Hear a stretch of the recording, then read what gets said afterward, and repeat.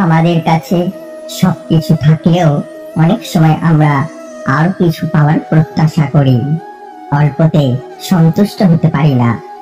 কিন্তু এটা ঠিক নয়।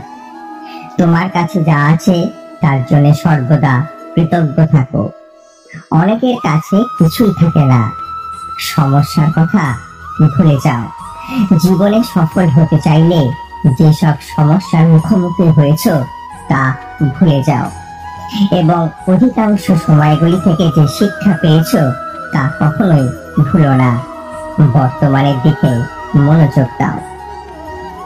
আমরা অনেকেই নিজের পুরনো সময় মনে করে কষ্ট পাই আর ভবিষ্যতে কি হবে তা নিয়ে ভাবতে থাকি।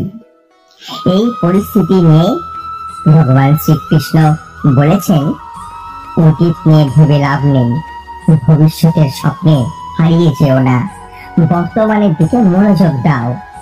যারা ভালোবাসে তাদেরকে কখনোই ভুলো না। গতকাল যে আপনাকে কষ্ট দিয়েছে তা আজ ভুলে যান, তবে যারা আপনাকে সবসময় ভালোবাসে তাদেরকে ভুলেও ভুলে যাবেন না। সবার সাথে মিলেমিশে থাকুন। একটা প্রদীপের মাধ্যমে হাজারটা প্রদীপকে জ্বালানো যেতে পারে, কিন্তু তাতে সেই প্রদীপের আলো কখনোই কমে যায় না। ঠিক তেমনি সুখ ভাগ করে নিলে কখনো কমে না।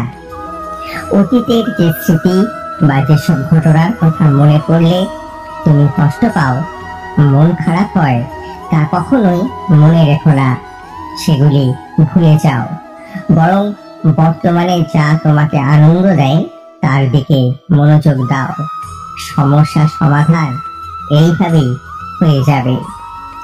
প্রতিটি সমস্যার তিনটি সমাধান রয়েছে: গ্রহণ করা, পরিবর্তন করা আর বাদ দেওয়া।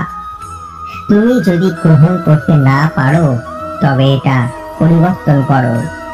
তুমি যদি এটা পরিবর্তন করতে না পারো তবে ছেড়ে দাও বা বাদ দাও।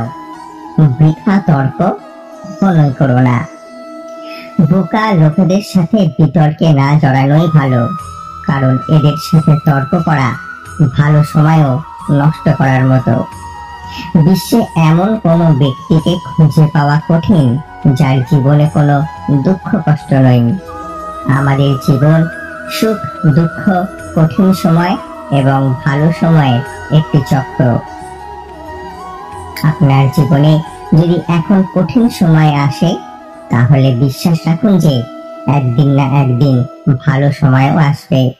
সাহায্য করে, কিন্তু বিনিময়ে কিছু প্রত্যাশা করো না।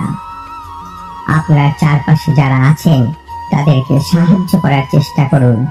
কেউ কোনো বিপদে পড়লে তাকে ছেড়ে যেও না সরাসরি, তবে কাকে সাহায্য করে তার বিনিময়ে কিছু প্রত্যাশা করা ঠিক নয়। যদি আপনি কাউকে সাহায্য করে থাকেন তবে বিনিময়ে যদি প্রত্যাশা করেন তার মানে আপনি অধর্ম করছেন। আর শ্রীকৃষ্ণ বলেন, অধর্ম কোনো অংশেই স্থান পায় না।